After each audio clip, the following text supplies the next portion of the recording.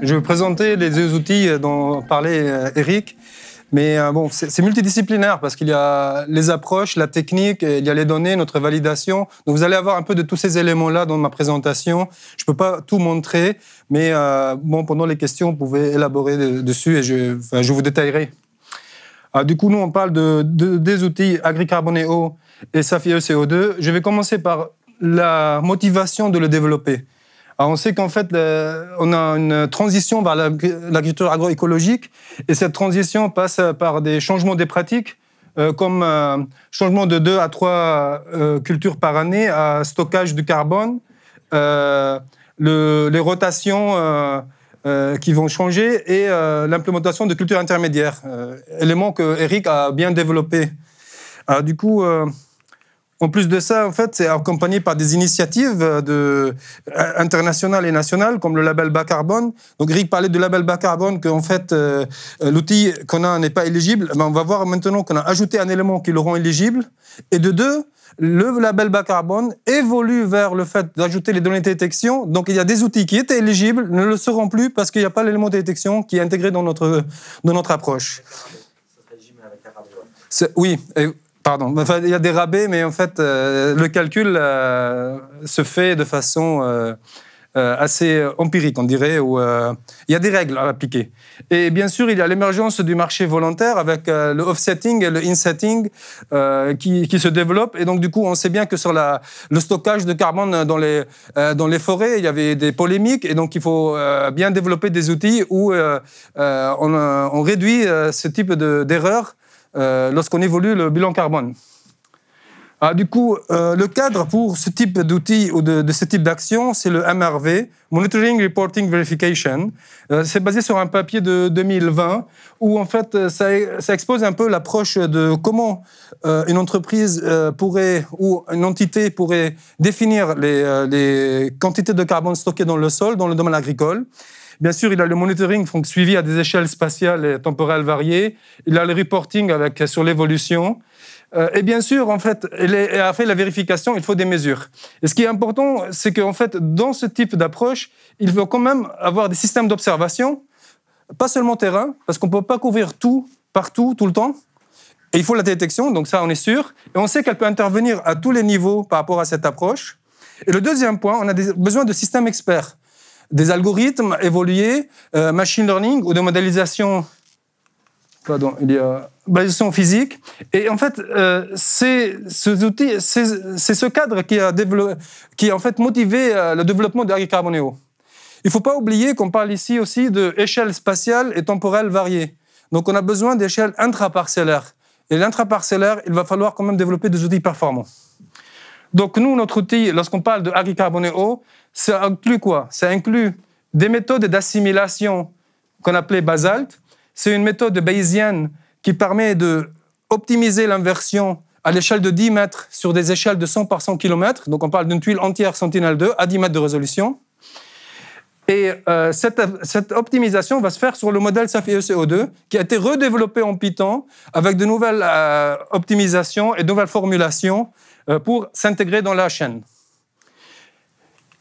Alors, la chaîne, elle est en version 1.01. Le papier est en review qu'on vient d'envoyer avec Teken Wijmer, qui est en thèse et qui avait commencé à développer cet outil avec moi avant la thèse. Mais là, en fait, on est en maturité pour le publier. Les étapes de la chaîne sont là. Bon, je vais les décrire assez rapidement sur les différentes étapes. Mais après, dans les questions, n'hésitez pas, je vous donnerai plus de détails. Alors, en fait, on commence par le fait de préparation des données, data ingestion. Et là, en fait, dessus, notre point de départ, c'est une carte d'occupation du sol. On a besoin de savoir les cultures sur lesquelles on va faire l'exercice. On ne fait pas une classification, on a cette information-là. On peut avoir l'ARPG ou le produit OSO vectorisé dans ce cas précis. Les données de détection, nous, toute la chaîne a été bâtie sur les données TEIA. Sur les T1 AL2 réflectance issus de Maya, avec les Sentinel-2, on a aussi implémenté pour Landsat 8 et on a utilisé, et pour Vénus. Les données qui sont disponibles sur TEIA sont utilisables. Et il faut savoir qu'on utilise les données multispectrales pour après inverser le Leaf Area Index. Et la donnée météo, en fait, c'est assez limité dans notre cas. On a déjà des API qui ont été développés vers le SMWF RA5 Land, où les données Safran, tous les deux, sont possibles à utiliser dans la chaîne. Donc, une fois ces données acquises, nous, en fait, notre objectif, c'est de faire tourner le modèle. Le modèle assimile les données à l'AI, donc les surfaces de feuilles. Actuellement, on n'a pas des données de surface de feuilles associées à leur incertitude, parce qu'on a une approche bayésienne. S'il y aurait, on n'aurait pas développé cette étape de la chaîne. Donc, du coup, cette étape, elle concerne l'inversion de la surface de feuilles avec ProSale à l'échelle de tuile par tuile entière, pour obtenir le LAI et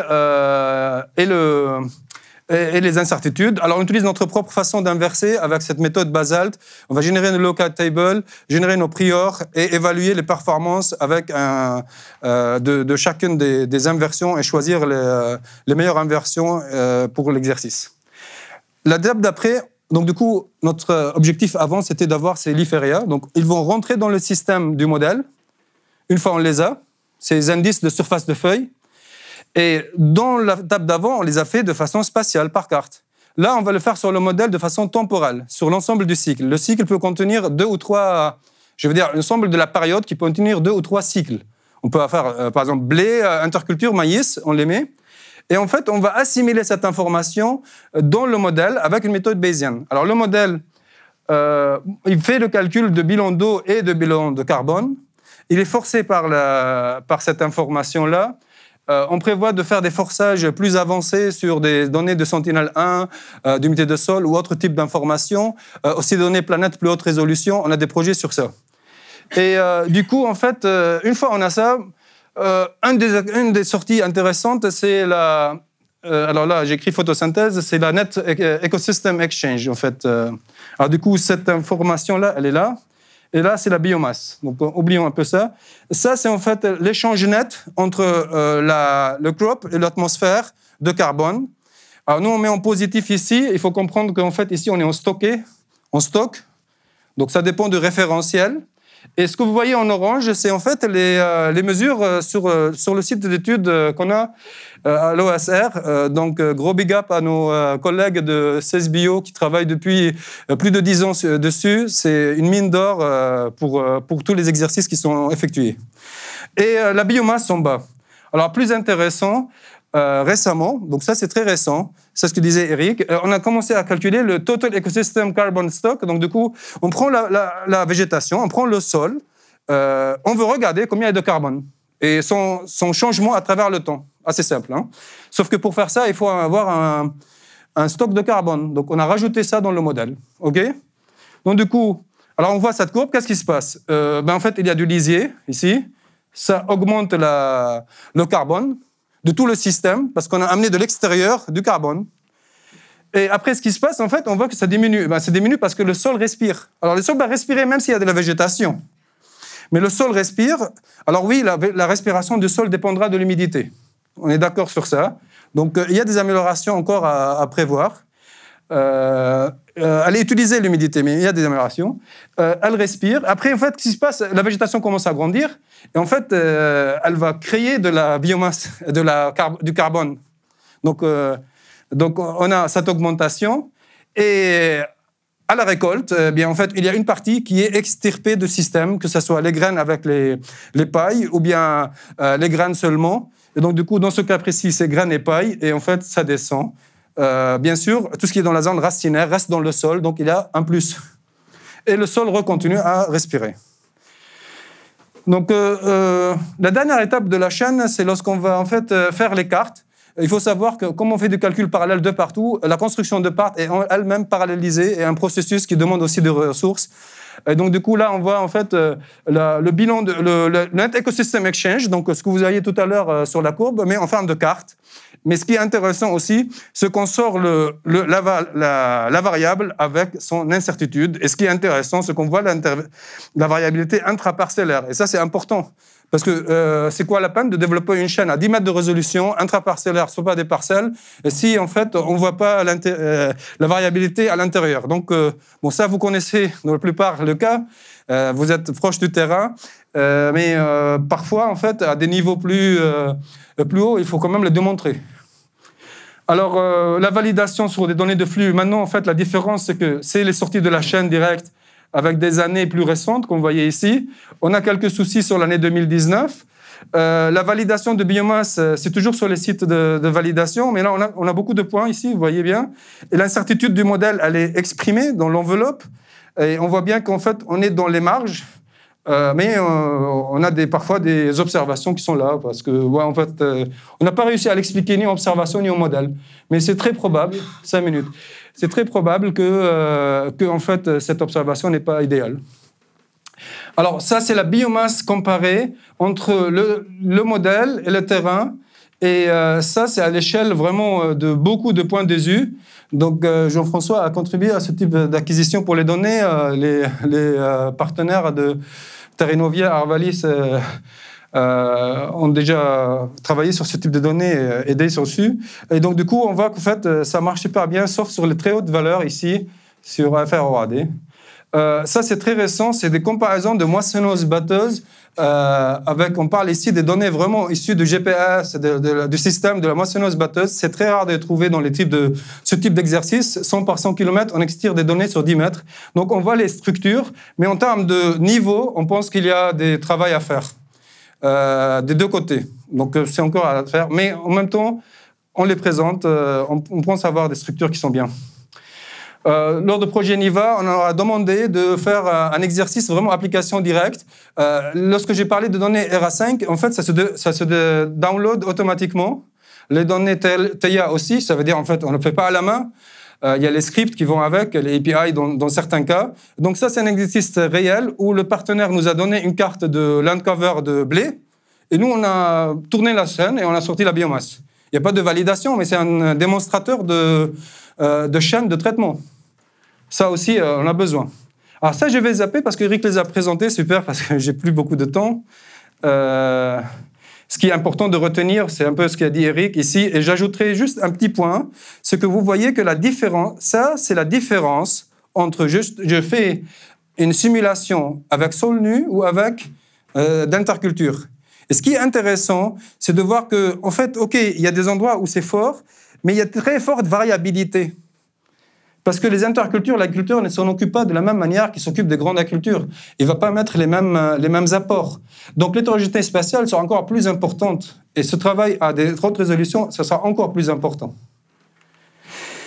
Donc, maturité, état d'avancement. Donc, on est sur la version 1.05 et 2.05 de SAFI ECO2.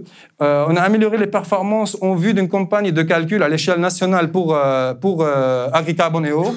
On espère qu'en fait, on aura le soutien du CNES sur cet exercice via le HAL et PEPS. L'élargissement sur la liste de cultures, on a un projet CROP21 qui est à fond dessus, la calibration à l'échelle de toute l'Europe de beaucoup de cultures avec tous les tours de flux du FluxNet. Et on a bien avancé dessus. Le code est déposé à la Toulouse Tech Transfer avec le mandat des tutelles du CESBio. Ils ont choisi de le déposer. Donc, du coup, il y a des licences recherche et évaluation. Et ce que je peux dire, c'est qu'en fait, en termes de partenariat, on a des partenariats avec MyEasyFarm qui ont accès au code via le projet ESA Booster. NatCarbon, il y a un test chiffre avec eux qui a un travail. E2L via le SCO Quantica. Eurbus, on travaille avec eux sur le SCO Quantica aussi. Et Kermap, il y a un stage d'évaluation actuellement. Je n'ai pas listé tout le monde, le plus récent. Nathaïs, Eric, on a présenté. L'ASP, le projet NIVA, j'ai présenté la démonstration. Arvalis aussi sur le SCO Quantica.